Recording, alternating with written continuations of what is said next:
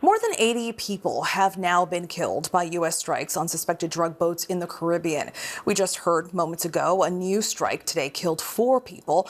Lawmakers in Congress are growing increasingly concerned about the fatal strikes, specifically on survivors that are seen hanging from these boats or near these boats. Now, this comes as President Trump ramps up his war on drugs, giving an ultimatum to Venezuelan President Nicolas Maduro to leave the country in a phone call between the two last week. Former U.S. Ambassador to Venezuela, James Story, is here to talk about all of this. Thank you so much, James, for joining us. Admiral Frank Bradley was the commander in charge of the attacks in question. He met with Congress today behind closed doors to discuss the details. From your perspective, what do you think lawmakers wanted to know today? I think the lawmakers want to know exactly what's going on, would like some transparency. I think it's also owed to the American people. Listen, when the framers put together the Constitution, they were pretty clear which was the Article I branch, which is Congress, and Congress has a significant role to play when it comes to the authorized use of military force. I don't think a lot of this is going to age very well unless we get out and get some information out, put some transparency to it, and see exactly what's going on and why it required 4 separate strikes on that particular first vessel. It's very concerning.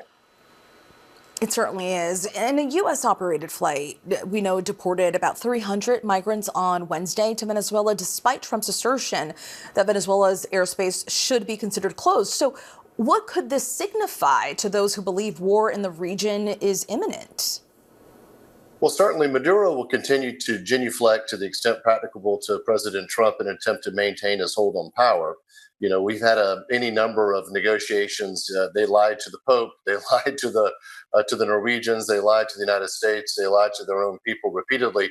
But what Maduro wants to do is enter into some kind of a discussion with the president, which will allow him to remain in power.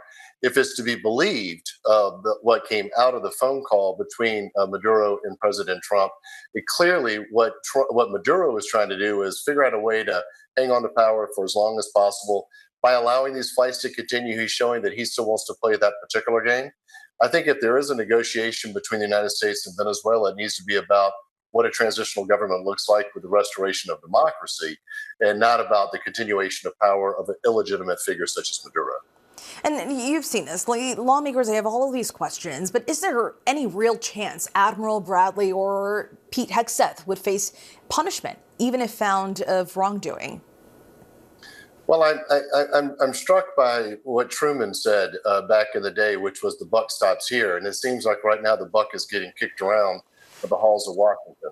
I think it's really important for us to have a frank and open discussion about what exactly happened and what continues to happen. Listen, I ran counter-narcotics for the Western Hemisphere and also in Colombia specifically. You judicialize these cases because it allows you to go after the real bad actors, such as the former president of Honduras, Juan Orlando Hernandez, and other actors. You want to go after the money that's in Miami, the money that's in Medellin, the money that's undermining democracies across the region. That's how you really go after these narcotics trafficking organizations. I would hope that we go back to judicializing these cases. But again, I think that the force that's in the Caribbean is a message towards Maduro and not necessarily one that's completely focused on an anti-narcotic strategy.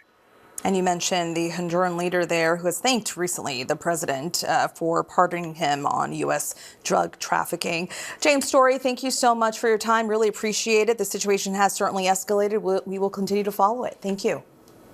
Thanks for having me.